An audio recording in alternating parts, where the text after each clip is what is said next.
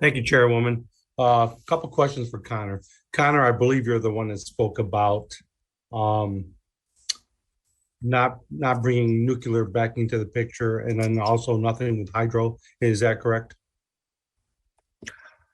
I spoke in terms of the current definition of renewables in the climate law does not include nuclear. It does include some aspects of potential hydrogeneration.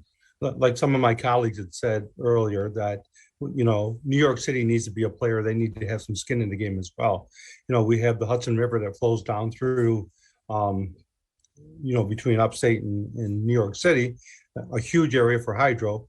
And why would we not want to plant a few nuclear plants around New York City where we don't have to create a whole lot of transmission lines from upstate New York to downstate and save all those environmental changes, save all that cost. It seems like we're relying on everything from upstate. We're gonna get the blunt of it. And why would we not want to look at that? Other countries are now looking back at nuclear, including Germany. And my other comment back to the sightings, we have a solar project being sited in my district. It's about 2,000 acres. And you're talking about these companies engaging with the local people. They do not.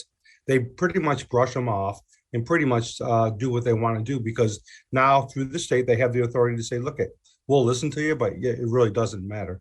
So I'd like to have those answers to those couple of questions, if you could, please. Sure. I guess in terms of the Hudson River, I believe the renewable energy definition of the climate law does allow for run-of-river hydro development, so it would not be prohibited.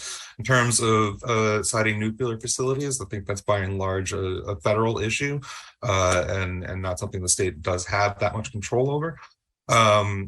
And then in terms of engagement of developers with communities, I can't speak to the particular developer that you're referring to.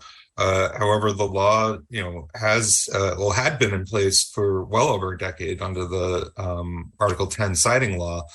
So this is not a recent development that the state has had more control over it. What had been done with the Office of Renewable Energy Siting is taking into account sort of the unique nature of renewable developments and how they don't necessarily fit into sort of the traditional power plant model. And it does, require for that local, input. I So just, I hate to cut you off, but I only got 10 seconds.